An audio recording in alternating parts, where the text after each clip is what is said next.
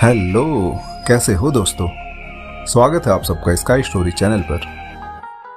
दोस्तों, यह कहानी बहुत छोटी सी है पर जिंदगी की बहुत बड़ी सीख देकर जाएगी कि जीवन में अगर सब साथ रहेंगे तो सब कुछ ठीक रहेगा।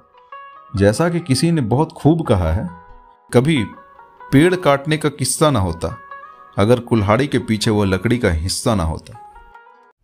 यह कहानी एक सेठ जी की है जिन्हें पक्षी पालने का, जानवर पालने का बड़ा शौक था। उन्होंने घर में तोता रखा हुआ था, उनके घर में मुर्गा था और बकरी भी थी, और कहीं से उनके घर में एक चूहा आ गया था। बस वही समस्या की जड़ थी। सेठ जी इस बात से बड़े परेशान थे क्योंकि चूहा उनके कपड़ों को कुतर देता था। दिवाली का त्योहार था।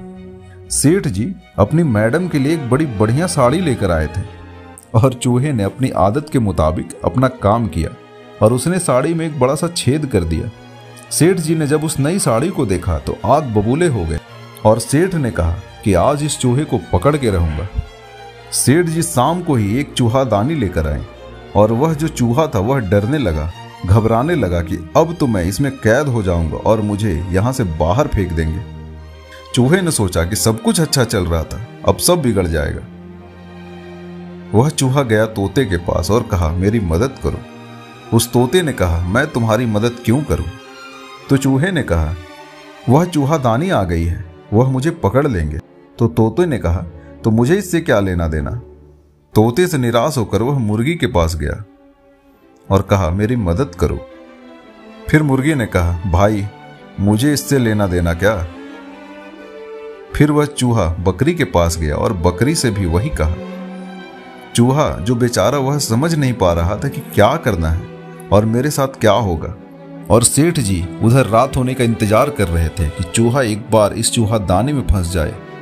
रात हुई तो एक आवाज आई तो सेठानी जी को लगा कि चूहा जो है चूहा दाने में फंस गया है, और वह उठकर उस चूहे दानी के पास गई तो उन्होंने देखा उस चूहे दानी में एक सांप फंस गया था जो चूहे को खाने के लिए आया था, लेकिन उस जाल में वह खुद फंस गया और उस सांप ने सेठानी जी को डस लिया।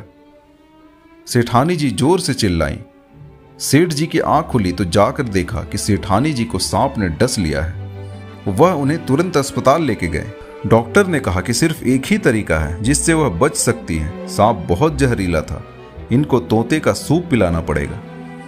अब इतनी जल्दी तोता कहां से मिले? तो सेठ जी को याद आया कि घर पे तो तोता है। फिर वह सोचने लगे कि तोता तो बड़ा पसंदीदा है, क्या करे समझ नहीं आ रहा। लेकिन फिर क्या, तोते का सूप बनाया गया और सेठानी जी को पिलाया गया और उससे वह ठीक भी हो गई। चूहा यह सब देख रहा था। जब सेठानी जी रिकवर हो रही थी तो उनसे उनके रिश्तेदार मिलने के लिए आने लगे। तो सेठ जी ने सोचा कि अब उन्हें क्या खिलाएं।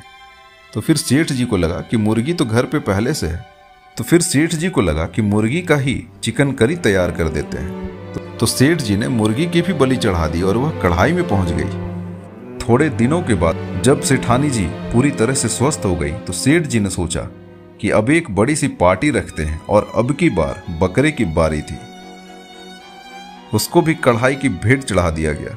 चूहा यह सब देख रहा था और सोच रहा था कि काश इन्होंने मेरी उस दिन मदद कर दी होती तो आज इतना बड़ा बखेड़ा नहीं होता। दोस्तों, छोटी सी कहानी है पर हमें जीवन की बहुत बड़ी सीख देती है कि जीवन में अगर साथ रहेंगे तो सब कुछ ठीक रहेगा। एकता में ही सबसे बड़ी ताकत है।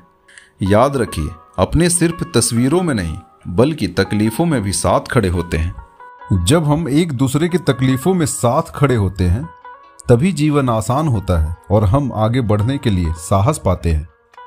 मिलकर ही हर चुनौती का सामना किया जा सकता है, क्योंकि मुश्किलें हर किसी के जीवन में आती है।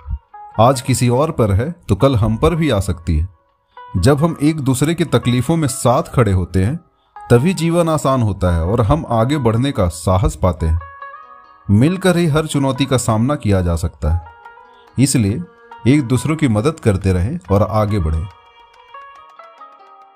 दोस्तों, आशा करता हूं कि आपको यह कहानी पसंद आई होगी। तो कृपया जाने से पहले हमारी वीडियो को लाइक और चैनल को सब्सक्राइब करना ना भूलें, और अगर वीडियो पसंद आई हो तो ज्यादा से ज्यादा लोगों के साथ शेयर करें और बेल आइकन को दबाना ना भूलें ताकि आने वाली वीडियोस का अपडेट आपको सही समय पे मिल सके। स्काई स्टोरीज के साथ जुड़े रहने के लिए बहुत बहुत धन्यवाद।